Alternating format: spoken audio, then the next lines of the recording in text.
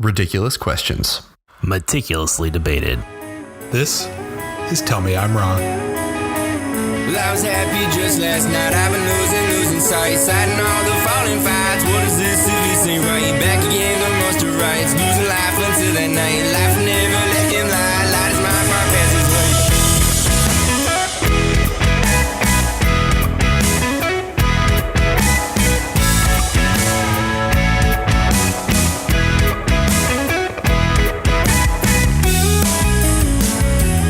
Hey everybody, and welcome to Tell Me I'm Wrong. My name is Josh Ballard, and I'm going to be your moderator today. Hey, this is Joe. I'll be one of the debaters. Yeah, I'm Ryan, and I'll be debating this week as well.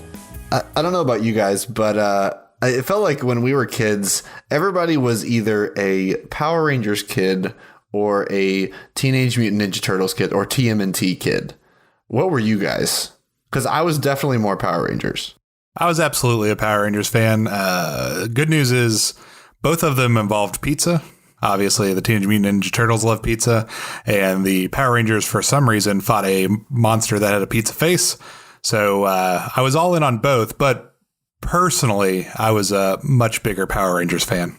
I would definitely say that I was both. I had, that's pretty much all I watched. Like, if you know my wife, she will tell you, I think I've seen 3 Disney movies in my life. And one of them's Lion King and one of them's Robin Hood. I just never watched them. But I can recite the Power Rangers movie to you. Wow. And recite the Teenage Mutant Ninja Turtle movie to you. Like, I love those movies. For the podcast. When you say the Teenage Mutant Ninja Turtle movie, are you talking about the horrifying live action one? Yes, I love those movies. Still do. I own both of them. I don't own the third. It's hard to find, but I own both the first 2, and I loved the animated TV show, and I still occasionally watch it on Hulu as well as Power Rangers. Just so you know how much of a fan I am, I'm actually recording this episode tonight with my Tetradome that I played with as a small child that was still in my parents' attic. But I had the Tetradome, all the characters. I had the Megazords for Power Rangers and all the different Power Rangers. I actually had the Power Rangers, you flip the belt buckle and it changed from a human face to them as they morphed. I was really into both of these shows. They also came with tattoos, yes, which was the coolest thing. A little controversial there, especially for the early 90s. Well, I have a very specific memory of Teenage Mutant Ninja Turtles. And it surprisingly does not come from my childhood. It comes from high school. So this is concerning. It is. So it was, I had to look it up because I couldn't remember what year it was, but there was an animated, the movie was just called TMNT. It came out in 2007. Me and my friend from high school were dating. We were both dating at the time, and not each other. We were dating different girls at the time. And we actually went on a double date to see TMNT in March 2007. We were the only romantic. We were the only 4 people in the theater. I don't remember a single thing about the movie not because of what you're thinking, more just because it was terrible. Don't remember the plot at all. But that is my strongest memory of TMNT, was this terrible animated version that I saw in high school. Granted, probably not the best entrance to the TMNT world, but so I had to do a lot of research tonight to really, really narrow down what I was going to talk about. But yeah, that was because you're too busy making out during TMNT. Listen, that did not happen. It's okay if it did. We all did it. Not during TMNT. I don't judge you at all. Listen, I'm not that kind of guy. Yeah, I was gonna say my main memory of Teenage Mutant Ninja Turtles as a kid, and I hate to keep bringing this podcast back around to Chuck E. Cheese. I hate it. I really do. Not again, Josh. I'm sorry, but my primary memory of Teenage Mutant Ninja Turtles was playing the arcade game, which I don't know if you all remember that game. Like, if you released that today, that's all I would play ever. I think the only time I've played the arcade game is actually in the last 5 years at those arcade bars. Yes, that's all. That's the first game I go to when I go to 16-bit. That and the Simpson games. I'll say I still play it when I go to Chuck E. Cheese, my favorite barcade. But absolutely love that game. And you cannot beat it. So we're all familiar with TMNT. We're 90s kids. Joe has a Tetradome and all the toys. So obviously he's got probably an advantage this week since Ryan was too busy playing tonsil hockey during TMNT. These are lies. These are lies. So for those of you who aren't as familiar with the Teenage Mutant Ninja Turtles, which I don't know how you couldn't be, I just wanted to give you a little bit of background, get you comfortable so you can enjoy the rest of this episode. So this comes from the what's called Turtlepedia, which is their official fandom.com site, and says the Teenage Mutant Ninja Turtles, often shortened to TMNT or Ninja Turtles, are a fictional team of 4 teenage anthropomorphic turtles, Leonardo, Donatello, Raphael, and Michelangelo, all 4 who were named after Renaissance artists for some reason, who were trained by an anthropomorphic rat sensei named Splinter in the art of ninjutsu. From their home in the storm sewers of New York City, they battle petty criminals, evil overlords, mutated animals, and alien invaders while attempting to remain isolated from society, just like myself. The characters originated in the Teenage Mutant Ninja Turtles comic book before their expansion into a cartoon series, film, video games, toys, and other general merchandise, including those hats that all the weird people who shop at Hot Topic tend to end up purchasing. During the peak, actually, let me pause here. Just because you shop at Hot Topic does not mean you're weird. I have been known to do that in my teenage days, but we will move on. During the peak of the franchise's popularity in the late 1980s. Look, I had a bad skinny jeans phase. We all did at the time. It was 2007. You were either shopping at Hot Topic or sucking face at the Teenage Mutant Ninja Turtles movie. The franchise gained considerable worldwide success and fame. So now that you're familiar with these 4 turtles who are named after artists who are ninjas and everybody's anthropomorphic, I feel like we have a pretty solid foundation for this episode. But just to kind of set this up further, we wanted to, put our classic twist on it. Put our classic twist on it. So we're not going to just be debating the Ninja Turtles, which one's better. That would be dumb. Who wants to listen to that? But what we thought was going to be Joe a little bit. Listen to that. Joe would want to listen to that. I'd tune in for a couple hours at least. Ryan would listen to it when he goes to make out point at the local park. Is that this was not even, I don't know where this came from. This is not even said. It's fine. It was your It's own fine. insinuation, Ryan. You're right. Ryan, if it makes you feel any better, the first movie I remember really making out during was Hostel. Yikes. Yeah. Jeez. Okay, right. we're moving on. Can we recover from that? I don't know that we can recover from that. That was a startling revelation. that was a real derail. Well, It was the first date and there was no going back. So I just tried to take our mind off the movie because it was so bad. Now, I know this is completely derailing the episode, but it wouldn't be Tell Me I'm Wrong if we didn't do that. Joe, did you go see Hostel at the movie theater? Was this a home situation? This was at the movie theater. This was at the old movie theater off Richmond Road. And I think we may, Where the everybody two knows of that us is. only may have been the only 2 in the theaters. Fantastic. That is. I think I was in high school. Truly horrifying. Man, talk about a derail. All right, we got to course correct. We're going to have to recover here. This has gone way off rails due to some startling revelations from Joe, but we will get back on track to what we were talking about. Teenage Mutant Ninja Turtles. Now, as I said, we could just debate the Teenage Mutant Ninja Turtles, but that is not interesting enough for Tell Me I'm Wrong. And so we decided we're going to take on what would happen if the 4 anthropomorphic turtle brothers turned on each other at a bar and got into a no rules bar brawl. Which of the 4 turtles would win? So before we get started, I have a quick question. And I didn't preface this with you all. I'm springing on you now. What kind of bar does the Teenage Mutant Ninja Turtles go to? This is actually a very good question. Now, this is a good question. See, I feel like it would probably be okay. Personal opinion. Again, we did not clear this before we started, but I feel like it would be probably one of those like hipster bars where they're like really making some craft cocktails because everybody's already like looks weird in there. So if they have like big trench coats and fedoras on, then they're just gonna blend right in. So I feel like it's probably one of those high class bars. To me, I think it's an arcade bar. See, this is also a good point because it fits their motif. And there's usually it might be an pizza. arcade. It might be a hipster arcade bar. There's one thing you all are overlooking, which is the fact that they are indeed the Teenage Mutant Ninja Turtles, which means they are not of legal drinking age. So this whole episode is based on a lie. No, because there is certainly a bar. Nope. There certainly is a bar where they would be. And that is one of those college bars where they have teen nights.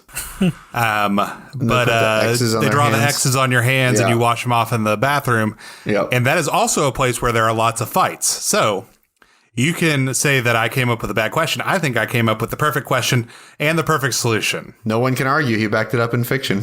Exactly. So as we are looking at the four brothers, there's, of course, Leonardo. He's the oldest brother, tends to be the leader of the group.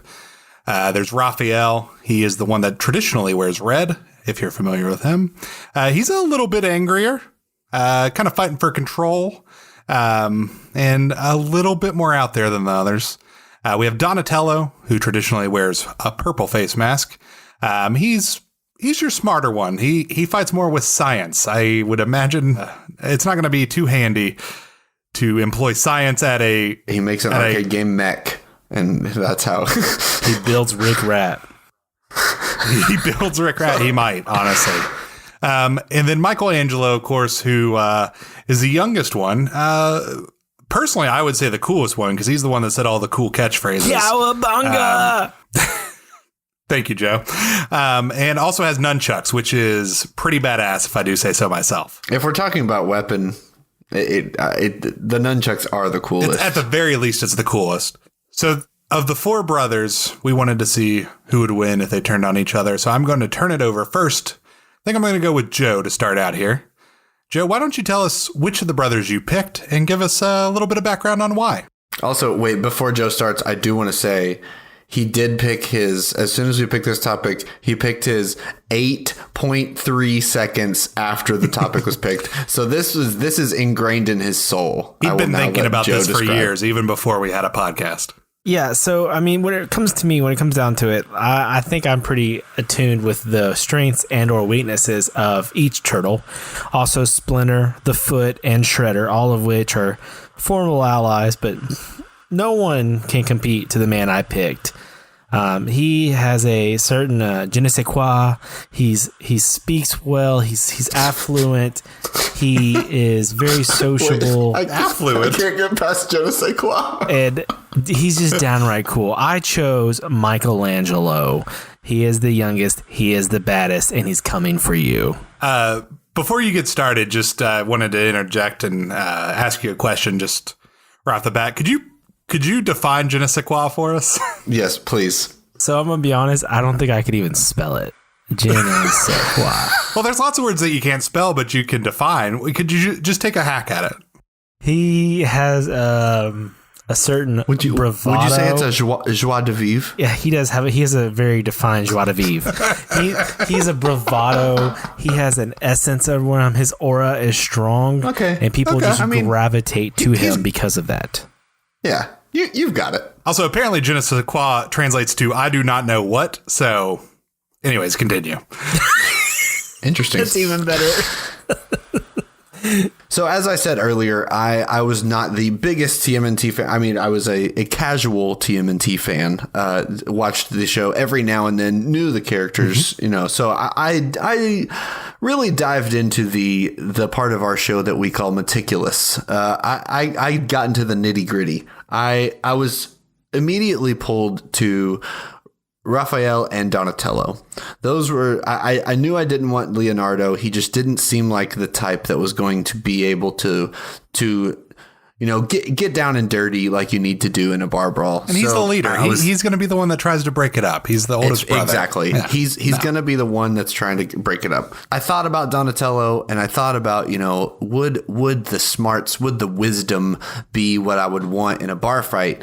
But I ultimately went with Raphael, the red bandana. He is actually the only one to wear the same color in every iteration, which I thought was an interesting fact. But I chose him.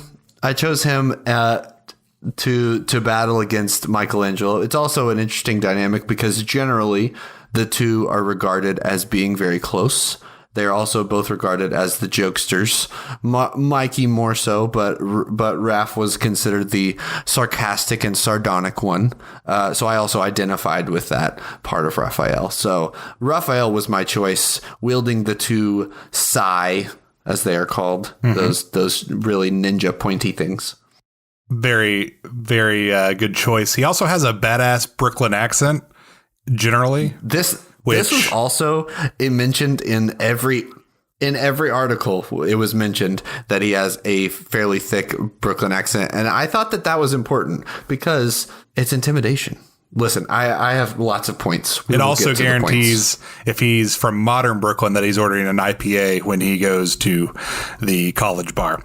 So damn straight. We've got Joe with Michelangelo, Ryan with Raphael. So now what I want to do is, you've kind of hit on some of the key points of why you picked them. So now I just want to hear like some more details about exactly what would make them good in this type of fight. What would set them apart and make them kind of, the most dangerous within this bar, this college bar environment. So I'll let Joe start first. So I'll throw it back to Ryan, let you get the jump start here. Let Joe kind of stew on his Michelangelo thoughts here for a minute. All right. So Raphael is the second oldest to Leonardo. As I said, he's the only one to wear the same color in every iteration. I just thought that was a fun fact. But the other fun fact I found, this was actually listed as a fun fact on one of the websites I looked at. It just said, this was the whole sentence: Raphael is deeply afraid of cockroaches. That was it. I was like, you know what? That is a fun fact, I guess. So it was hard to argue between being afraid of bugs while also being sullen and aggressive. I feel like me and him have a lot in common. And I mean, I also thought it was interesting because like cockroaches are almost always associated with like New York and Brooklyn. So like he's probably encounters cockroaches. Well, I mean, he lives in the sewer and he's an anthropomorphic animal. So yeah, I would imagine he does. Anyway, don't turtles eat cockroach? I don't know. Anyway, I don't know. I doubt they interact might be often. Something. That's true. In real life. They do. So I started my research into Raphael, and throughout the history of TMNT, he is generally considered the second in command to Leo. But there is often a struggle there. So there is this resentment that has built up in him. He longs to be the one that is making the choices. He is also known as cynical and sarcastic, which another point I was planning to make. I actually believe that this fight would be started by Raphael. Oh. And I honestly think that's hard to argue. I think Joe would actually agree. I second that. No, I second that. It seems through my research, I feel fairly confident that Raphael would start a bar fight and probably be pretty excited about starting. Raphael and Leonardo are definitely getting in a fight with each other. I was gonna say there are two types of people who get in fights that instigate fights at bar.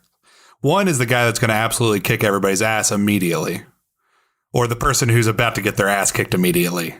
And I would say, from my perspective, I feel like Raphael would be of the first persuasion.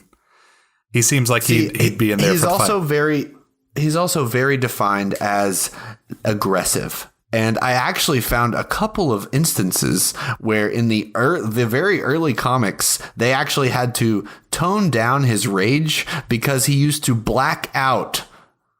They had a comic book where an anthropomorphic turtle would black out from rage and just go nuts on people. And so they had actually it was stated multiple times, they had to dial back his rage a little bit because it was a little bit too much. A little too much for the kids. The parents of the 90s were alarmed. Exactly. I mean, where do we think we got all of our violence from? Those are not all of my points, but I will allow Joe to counter. Joe? Okay, so I looked at this argument in two different ways. Part one is why Michelangelo would win, and part two is why everybody else would lose. So part one, I'm just going to give you a little backstory on Mikey, as he's also known as. He is the quote-unquote teenager of the group. I don't think the turtles are really that different in age. I'm pretty sure they were all pretty close to each other, but he is the youngest. He's free-spirited, relaxed, goofy jokester who loves pizza. He wears an orange mask and carries the nunchaku, or the nunchucks. And he's there. He does a lot of comic relief for his brothers. And while Raphael has a Brooklyn accent, Mikey definitely has a Southern California accent. He's cowabunga, all that. He does wear the color orange. I went ahead and I did a deep dive to figure out what the color orange represents. And I feel like I like this little color theory. It definitely matches up with him. Orange combines the energy of red and the happiness of yellow, which is how I think is very adequate for him. It represents enthusiasm, fascination, happiness, creativity, determination, attraction, success, encouragement, and stimulation. It is symbolic of strength and endurance, all of which I think are perfect examples of Michelangelo. He preferred weapon, like I said, is the nunchucks. It's two sticks connected via rope or chain, his are by chain. Even more awesome. The great thing about it is it can be used in close quarters melee style combat or from afar. It's got almost a 6 foot reach, fully extended, so he can keep them away. Why I think he would win if a fight broke out. Honestly, I'm pretty sure Michelangelo would let them fight for a while. If you remember in the first movie, I would agree in my research. Leo and Raphael actually get into a verbal or almost physical altercation, and Leonardo or Donatello and Michelangelo sit at a table, eat some pizza, and offer each other pork rinds. So if this fight happens, I have no doubt that Raphael would fight it and Leonardo would be partly to blame. I think Mikey would just sit back and go. And also, Michelangelo has a great relationship with all three of his brothers. Leonardo and Raphael have some animosity towards each other. And Donatello... It was actually stated... Sorry to interrupt you, good. But it was actually stated in multiple situations that Raphael, the only good relationship he has with his brothers is Donatello. Right. So, and Donatello, I just think he's kind of like, eh. So, yeah, they're going to go, and Michelangelo is going to be like, you know what? They're going to work this out. And when they don't work it out, he's thinking... I ain't getting in the middle of this. I'm going to let them two beat each other to death and then just go get the last one. So he's playing it cool. He is. He's coming in for the scraps. Cool. He doesn't have a personal vendetta that he has to worry getting away. He's going to be emotionless in this fight. He's just there to survive and advance. Not only is he proficient at ninjutsu, but he's also proficient in his nunchucks. So he's good at hand-to-hand, melee, or distance combat, which makes him always ready to strike or defend, whether it's up close or from afar. He is ready no matter what the situation is. He's ready to fight. So regardless of whatever the terrain is, whether they're fighting at the bar, at the arcade machines, in the bathrooms, on the balcony of the bar, on the deck of the bar, where the goldfish races are in the bar, no matter where it's at, he's prepared. I want to say this is a big bar. He is also, like we said, the youngest of the four, so therefore he's probably going to have the most energy of the four.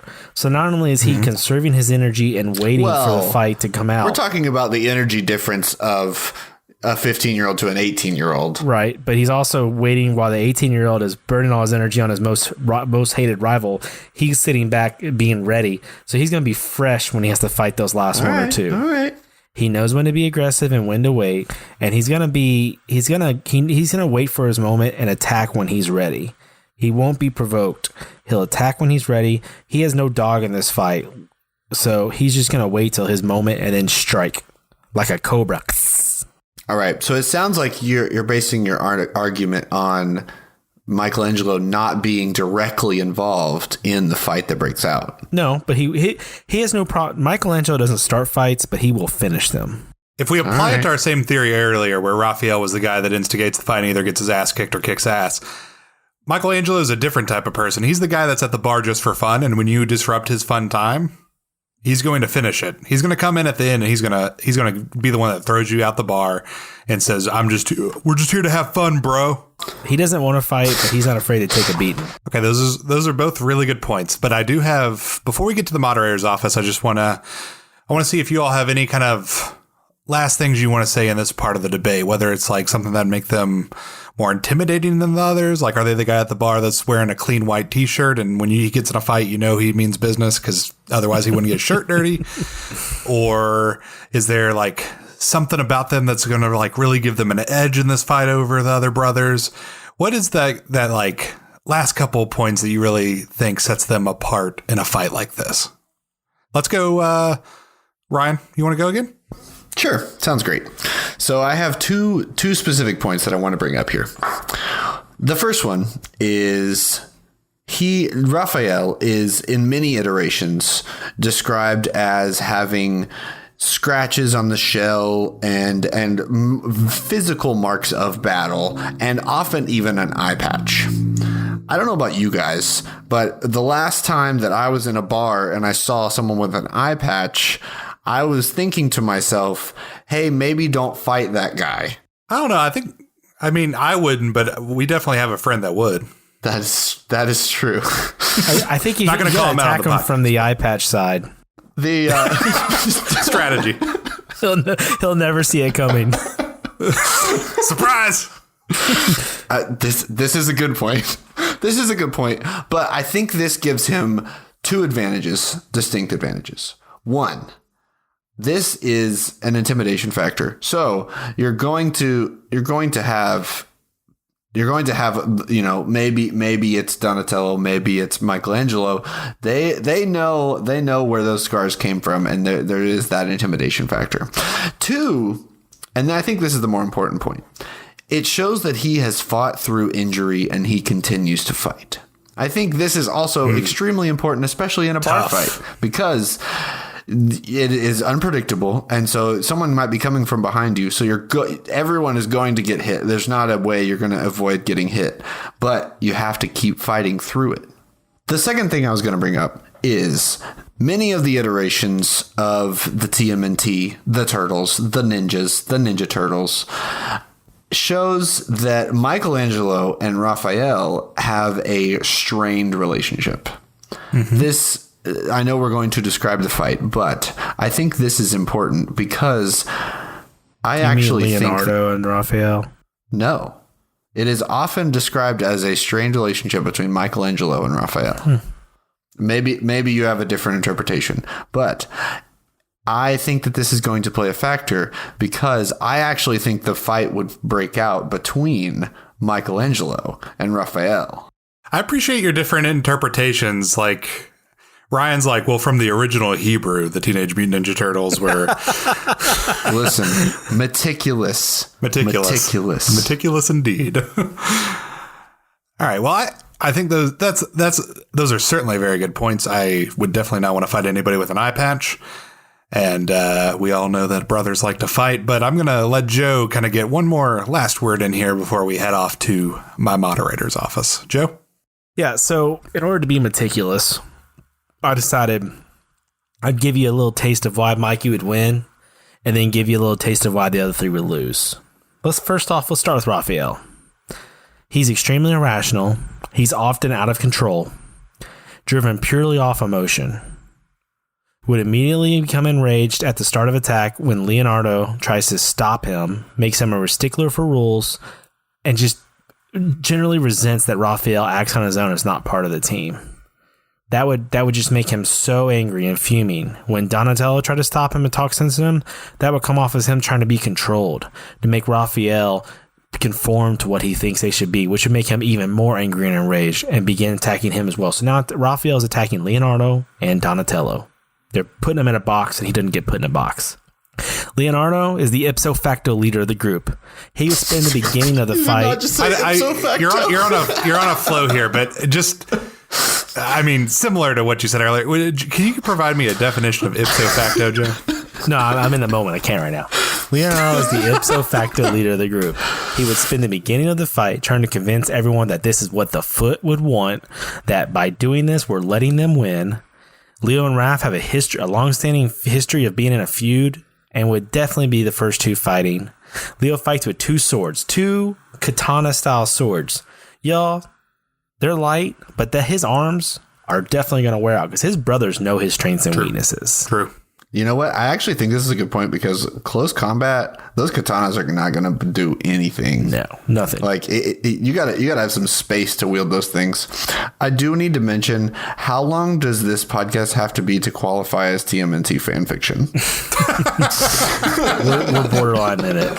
If there was a pause in the fight or the argument, he would once again try to stop and convince everybody that this is wrong. This should be a team, which would make him vulnerable. Mm-hmm. That's true. And eventually, everyone will just become angry with him and all focus on him. So he's probably the first to go.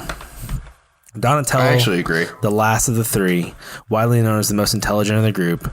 His primary weapon is a staff. I do love the bow staff. Also, Ryan's primary weapon when he sees TMNT in theaters. Moving on. He would definitely take the approach of trying to reason with everyone, attempt to convince them that they are brothers and we shouldn't be doing this because brothers don't do this. He would definitely try to break up Raphael and Leo, which would make him a huge target and a good chance that staff is getting broken or split, leaving him weaponless and vulnerable. I do think we chose the two with the best close combat weapons. Yes. It's hard to to get any kind of a kill stroke with a blunt piece of wood over a sword, nunchucks, or sais. He would end up being killed trying to protect someone else or stopping a fight that he had no business being a part of. Wait, we did not say this was to the death. Well, he would end up being knocked out. Have you never been in a bar fight, Ryan? They're all to the death. No. Do you think I've been in a bar fight? I absolutely don't. Look at me. Ryan's version of a bar fight is walking up to the bartender and saying, I didn't know this was 7%. Could I have something a little lighter?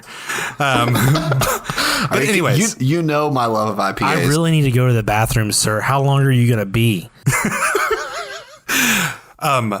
These pretzels are too salty. I need unsalted These pretzels are making me thirsty. These pretzels are making me thirsty. Okay. Enough with going off the rails here. We've had plenty of that in the first half here. All right, let's go make some money. Yeah, I was going to say, I think that those arguments were great, but we definitely need to go make some money. So why don't you all, if you don't mind, come to my office again. I know, listen. Josh, if this is an empty room. No, it's not empty. It's not empty. Just follow me. You'll see.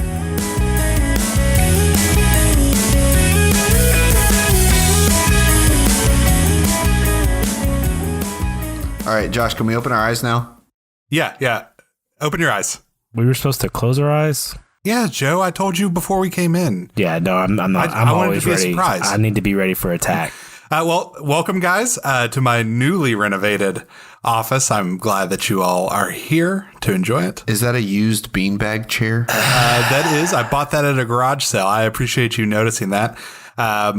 Since this is an audio medium, I just want to make sure all the listeners are aware that I purchased a beautiful beanbag. It was purchased at a garage sale by another moderator who was going out of business. And I think it fits perfectly in this room. It really ties it together. Somehow you made this worse by adding furniture, Josh. That looks like what the turtles were born out of.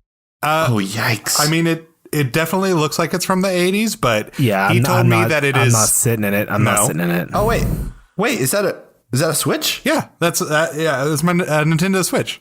Did you buy a Switch for the moderator's room? Oh, no, I brought that from home. I'm still pinching pennies since I don't have any sponsorships.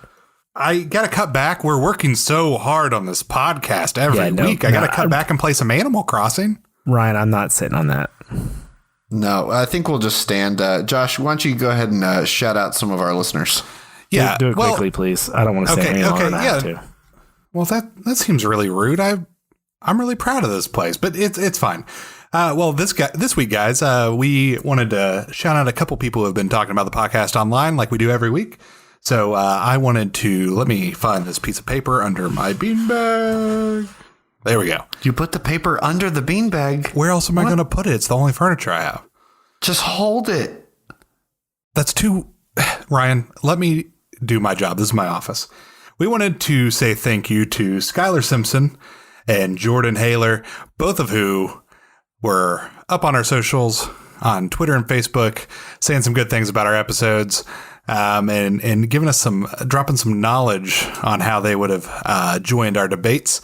So listen, if you're at home and you're listening to this, we want to know where you're at, where you're listening. And, why don't you throw us a line? Let us know which Teenage Mutant Ninja Turtle you think would win. Or, hey, if you liked one of the other episodes, I'm always up for someone talking about Rick Rat. So hit us up. Let us know, and we will be sure to shout a few of you out here in the moderator's office until we get some actual ads that'll pay us money. Which we also want to continue to hear your government superheroes. So please continue building those governments and give us a shout at TMIW Pod. And especially if you want to tell us why Josh's argument for DC was far superior to Ryan's, despite the fact that he did not know who half the characters were. Feel free to join in. So, guys, thanks for coming by. I was really excited for y'all to see this. I'm thinking about adding another piece of furniture here. It just depends on kind of the... Wait. Did you just say you're thinking about adding another penis? Piece of furniture, Joe. Enunciate, buddy. Enunciate. I'll enunciate. Thanks for calling me out. And thank you for saying penis, because we already met our genitalia cap for the month in that one episode. You just said it. You're gonna have to bleep that one. Yeah, sorry guys. Well, how about we head back into the main office there and we finish up our debate. What do you think?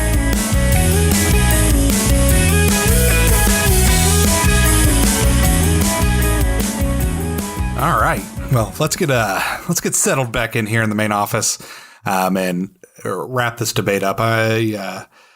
In thinking about it, I think, you all made so many good points in the first half of the episode that I think what we need to do now is kind of, how would this play out? Think about, how would the fight have started? How would it have played out? And I want you all to build that story for me until we get to the end, and then I'll make the decision then on who would win the fight. But first, what do you guys think would have been the catalyst for this fight? What would have caused it at this college bar where they let underage turtles drink? I definitely think the start would come from Leonardo making some passive-aggressive comment directed towards Raphael about something that Raphael did that may have negatively impacted the team, or Raphael went somewhere on his own Leo didn't like. So Leo made some passive-aggressive comment about how Raphael wasn't a team player, and Raphael he's tired of it, man. He's done. He's tired of Leo just crapping on him all the time. I actually agree. I think something Leo says immediately sets off the unrelenting rage of Raphael, and I think that's how the fight starts. Now, does Raphael black out from the start, or is this a slow rage? I think this is I actually think it starts as a brotherly fight. I think so it's some pushing, some shoving. Yeah, I'd say mostly verbal at the beginning. Yeah, verbal, and then Leo finally says that one thing that sets him off, and Raphael gives him a real shove, like, all right, are we doing this? And the sigh come out, and I actually think he takes out Leo pretty quick, but not before Donatello jumps in to try and break them up. So I think at the beginning of the fight, it's a building tension between Raphael and Leo. Raphael pulls out the sai, and immediately Leo pulls out the katana, and they go a couple rounds. Donatello tries to step in, and Raphael overpowers him a little bit and gets Leo on the ground pretty quickly. The fight then is now between Donatello and Raphael, and I think this is the point when Michelangelo steps in, when he sees that this is not going to just blow over. He's going to have to step in. Yeah, I think Michelangelo would try to step in, move him aside, and only get involved if he's instigated, which I'm guessing that because he would try to separate the fight, Raphael, he's a loose cannon. He's probably going to hit down Michelangelo. And like I said, Mikey doesn't start fights, but he finishes them. So he would get involved at that point. Now, where in the bar, like what's the terrain like when we start here? Paint me a word picture of like, we're at a large college bar, tons of like underage drinkers around. There's like goldfish races, and then there's that punching bag, and there's. I actually think it starts at the bar, like the physical bar. So they're hanging out at the bar. Leo and Raphael are next to each other, and Donatello's close by. I feel like they'd be at a table near the back, near the pizza oven. Oh, this is also not a terrible point. That's true. There's always pizza at the college bar. And that would go. And while Leonardo and Raphael are fighting, Mikey's just sitting there munching on some cheese pizza. He's just digging it. So cheese pizza. No pepperoni? Well, he may have some pep. He's already had pep. This is the second. It's a cheese. Oh, gotcha. Good point. You got to take it a little lighter with the second slice. Yeah. No. Second. Got to make sure we mention pizza. Oh, yeah. Good. Sorry, I apologize. His second pizza. Now, well, actually, that brings up another point that I think we need to cover. Is if he's ate 2 pizzas, is he really ready to go? He's weighed down with all that cheap beer and pizza. He always eats 2 pizzas. They've all eaten multiple pizzas. This is true. It hasn't affected them before. All right. So as the moderator, I'm going to have to agree with Joe. I think they would definitely be near the pizza. Okay. Now, the tension may have started at the bar, but I think it's certainly migrated back to the table. There we go. That incorporate the fiction. So now we're back in the back of this restaurant. Mikey's munching on some pizza, and Leonardo and Raphael are starting to get into it a little bit, and then we get a shove from Raphael. So after Raphael, I think that's when a table gets knocked over and attention starts to draw, and so Raphael is ready to go. Now, does the table with the pizza get knocked over? Because I think that would really set Mikey off. No, the first thing Mikey does is pick the pizza up. Yeah, he's protecting that pizza. We know that for sure. All right, so Raphael shoves Leonardo. Now, what is Raphael doing in order to take out Leonardo here in this fight? He's trying to finish it. He thinks it's just between the two of them right now. I also think Donatello gets hit with a random strike. Like he's trying to push him away, and he gets caught with a sword or with a sai, and he's just done. He's out immediately. That knocks him out. I think what happens. Here's what happens. We're going to build a scene. So Raphael shoves Leo, and that's when both of them, their eyes get intense. They lock eyes, and they're like, "All right, it's on." And so as they are preparing, pulling weapons out, really taking this seriously, that's when Donatello gets hit unexpectedly. Raphael is not aware that Donatello's coming in, so he gets hit, and now he's mad too. So Raphael immediately goes in before the katanas can come off the back. He's already got those sai, and he's up in there, and he's got Leo on the ground. But Donatello's now pissed, and then this is when Donatello and Mikey are now involved. So you've got both Leonardo, Donatello. So all 4 of them are fighting now. Well, I think Leo gets taken out pretty quick because Raphael is ready for that close combat a lot quicker. All right, so those katanas are slow draw. We're down to Raphael, Donatello, and Michelangelo. So, Joe, what's Michelangelo doing at this point in the fight? Well, once a contact is initiated with Michelangelo, he's going to make sure that he saw Donatello get hit with a errant blow. He's going to try his best to protect him, but he knows Raphael is the one who needs to stop. So he puts Donatello down on the ground on his shell so he can't get back up. He's stranded now. Good call. Strategy. And then he looks at Raphael and goes, "Raph, I don't want to do this." Raph is not going to be verbal at this point. And I think Mikey knows that. Seeing red. He is trying to entice Raphael even more. And Joe, could you act out with the accent, how Michelangelo would be handling the situation? And Ryan, if you want to respond. Are you going to make me do Brooklyn? Yeah. Bro, you brought this on yourself. You need to stop, or I will stop you, bro. Come on. It's just come back. We'll eat our pizza. Look at Leo. You need to stop now. You didn't hear what he said to me, man. Listen, bro. You're so soft and emotional, man. Just grow up. Soft. You're soft. Why you oughta. So I think what happens is when he says something along those lines, first he chuckles because Raphael said why I oughta. And once he makes a lunge at him with his sai, he's going to grab the arm that's lunging at him and pop him with the blunt chained end of his nunchucks right in the face. That's brutal. Do a spin That's metal move. As hell. Do a spin move with the sai arm turning towards him, and then extend his nunchuck fully and come around with a blow to the side of the head of Raphael. Oh, hell yeah. Effectively attempting to knock him out. So he's going to get back-to-back blows to the face. You can always just describe things, but it comes down to the moderator. And so I think we've described the fight. I think we have the scenes. We've built the image. And I just want to bring up one last thing.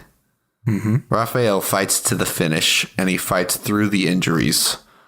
And that, I think, is the X factor that we're going to be looking for here. Well, if you he gets hit, but he's not stopping. If you think back to that first movie, Raphael is attacked by the Foot Clan and effectively knocked out where he cannot compete anymore. And the rest of the turtles have to step in and protect him because he went off on his own and fought on his own. The Foot had done such a work on him, beating him in the head, that he could not compete anymore. So he doesn't fight to the finish. He was down and out and could not physically fight anymore. And they had to protect him because of that. Yes. So not Donatello. Michelangelo is effectively trying to finish him to end this fight to hope to regain the relationship of his brothers. I think we're going to need the decision. Now, I will say, first off, gentlemen, from a pure, meticulously debated point, I think that was among the most impressive performances I've seen on Tell Me I'm Wrong. I think this might be the most meticulous. By far the most meticulous. And that's what makes it tough, is I really respect the attention to detail, the facts. But, I start thinking about... Do you want to give Joe a third win is the other question. Ryan, I think you should reward the win to the best person. Don't try to play now because look, you want I know what Ryan's doing. Ryan is appealing to my insecurities over how last week's episode finished. And I'm not going to fall for it. I'm going to be unbiased because I am a moderator that operates ethically. Now, Joe, I was curious by the Michelangelo pick. He oftentimes seems pretty chill, but I think you're right. He is the type that would come in and clean things up at the end. But on the flip side, Raphael's a hardened bar. Like, this isn't the first bar fight he's been in. He is rough and ready to go. He has experience. And he has the battle wounds to show it. He also has a Brooklyn accent, which is cool. And he doesn't talk like a surfer guy, as we know. So, man, this is a hard one. But as much as it pains me to say, I'm going to have to go with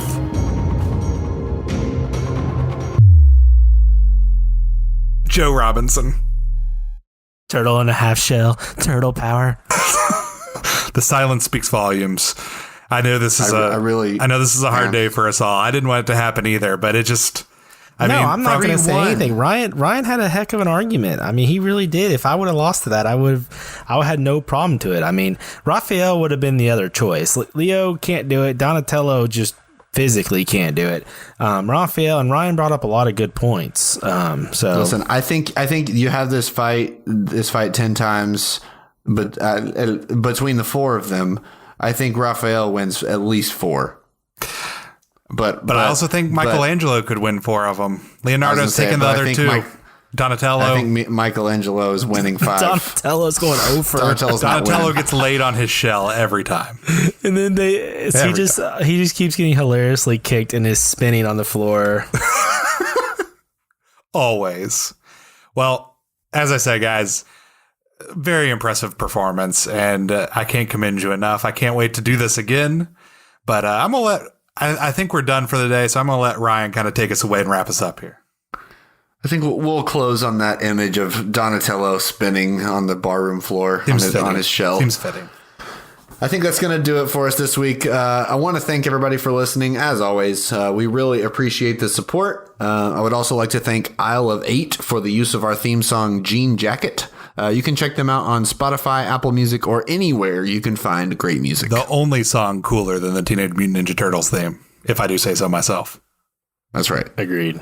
And just to come back, I know we say this every week, and you probably get sick of hearing this from every podcast, but it really, really does help us out if you listen, download, rate, review, and subscribe to our show. It just helps us reach more people. Yes, always review 5 stars. But it just allows us to reach more people by moving us up and making us more known. And that ultimately is what helps us the most. And just, if you could tell one friend, if everyone could just tell one friend, that also would just help us so much. And we're so appreciative of you guys and just so thankful that you guys take your time and listen to us every week. Don't forget to follow us on any social media platform, Instagram, Twitter, Facebook at TMIWPod. And don't forget to use the hashtag TMIWPod on Facebook, Twitter, and send us your debate topics. Comment on this week's episode. Tell me how right I was for picking Michelangelo and how awesome a fight it'd be to watch all 4 of them. And if you think Raphael won, tell him how I got jobbed. That's fine. If you think Raphael won, that Raphael should have won. You're wrong, but that's okay. You can think that. You have that ability to have that opinion. But just once again, we're just so thankful for you all and just really appreciate you all listening. You can also head over to our website at tmiwpod.com. Over there, we've got another new feature this week. I know we added the sign up for our mailing list in previous weeks, which you can still do, and we would love for you to do that. We're going to start sending out some emails soon, but we also got added where you're able to actually listen to the most recent episodes up on there. Just go there, follow the button, and check out those episodes. Also makes it really easy for you to share it with your friends, just as Joe said. So send that around to people, get them hooked, get them turned on to the podcast. Speaking of which, we actually have some Tell Me I'm Wrong stickers. I am pretty stoked about these. They look super cool. I've got one on my laptop. Joe's got one on his water bottle, and Ryan doesn't have any because we haven't given him any yet. But if you quarantine, man, I know. Listen, it's hard, and I'm not paying for a stamp to send it across town. So heck no, absolutely not. So if you wouldn't mind sharing the show this week and using the hashtag TMIWPod, send it to a friend, let them know to listen. Tell them you like it, and just get them hooked on an episode, whichever one you think that they would like. And if you do that, we're gonna pick some people, and we're gonna send. We'll hit you up. We'll get your address. We'll send you a sticker, and I might even throw in some of my Rick Rat tickets. I mean, I'll pop them in the envelope. You can get a little piece. Can you sign them as Rick Rat? Yeah, I will sign the tickets as Rick Rat. You can take the Chuck E. Cheese tickets, go redeem them for a plastic spider or whatever kind of junk they're giving the children these days. And do that because we would really appreciate it. That'll help us out a ton. And like Joe said, we just really appreciate everybody listening. It's been an honor. I do want to give a shout out to Out of the Blank podcast with Robbie Robertson for having Josh on there. This came out last weekend. You can check out that podcast anywhere you find podcasts. Josh, any comments about that appearance on that show? It was a lot of fun. I went on there. Robbie's a good guy. Hit us up. Let us come onto his podcast. He has a ton of interesting conversations. I listened to a couple with some barbecue pit masters and some chefs and other food related people because that was really the episodes that were speaking to me at the time. But he's got stuff from podcasters, comedians, everybody on there. And for some reason, let me come on and we just rapped a little bit about the show and spitballed some topics and kind of talked about how we got this started. So just head over there, give it a listen. I'd really appreciate it. I know Robbie would too. And we thank him for letting me come on. Oh, well, that's going to do it. And as always, there is one winner, but we're all losers. Later, losers. See ya.